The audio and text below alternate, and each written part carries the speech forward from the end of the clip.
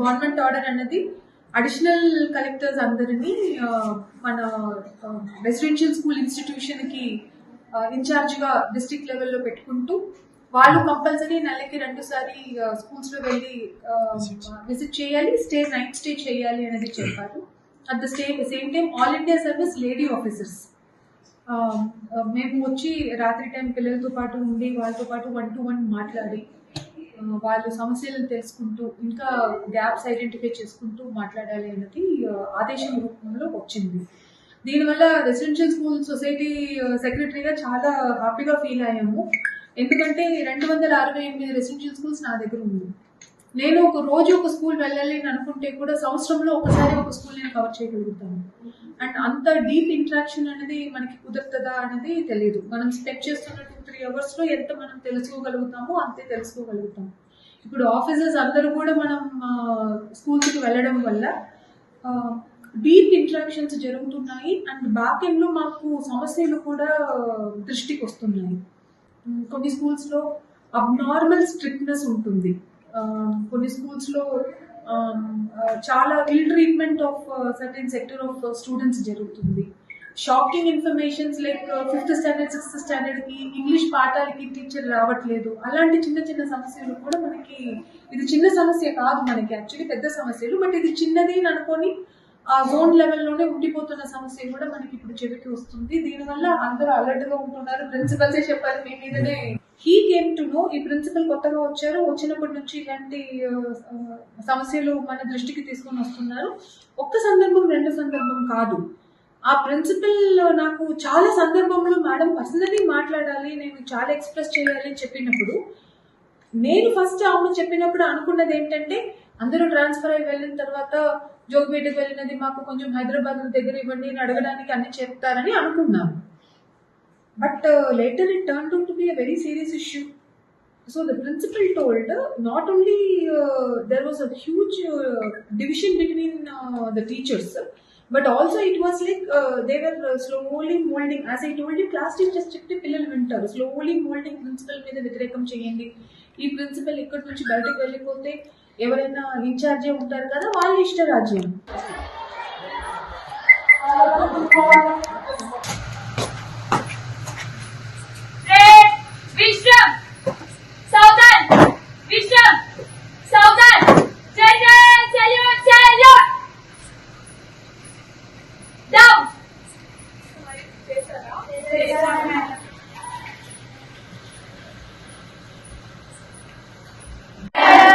భయం ఉందా మీ టీచర్ దగ్గర వెళ్ళి చెప్తే ఏదైనా ప్రాబ్లం? రెస్పాన్స్ బాగుందా?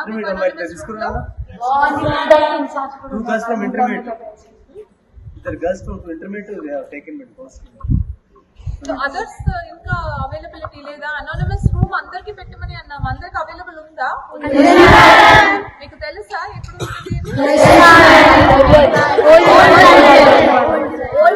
ఎప్పుడెప్పుడు ఉంటుంది?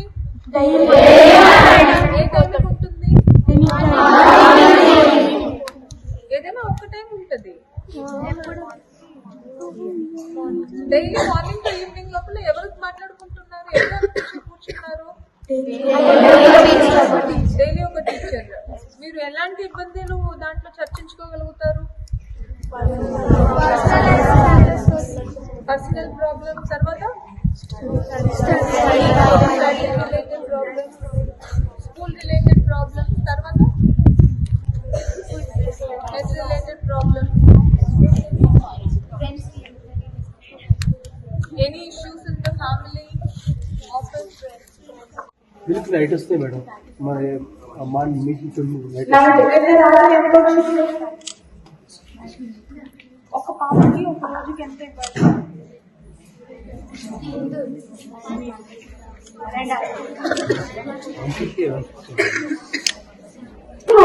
స్కూల్లో ఎంతమంది పిల్లలు ఉన్నారు?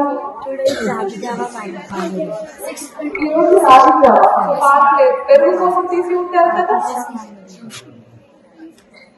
ఈరోజు ఎంత పెరుగు తీసుకున్నారు? పెరుగు మాత్రం అన్నప్పుడు ఒక పాపకి ఎంత పాలు రావాలి?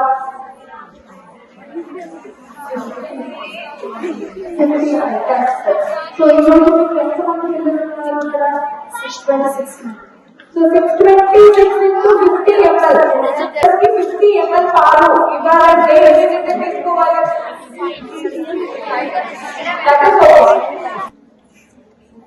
లెక్క చూసారా? వెయిట్ చూసారా?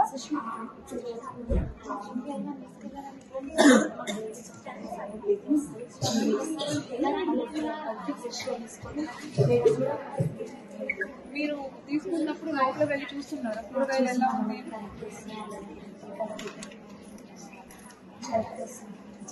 ఏదైనా తీసి ముందు పెట్టుకొని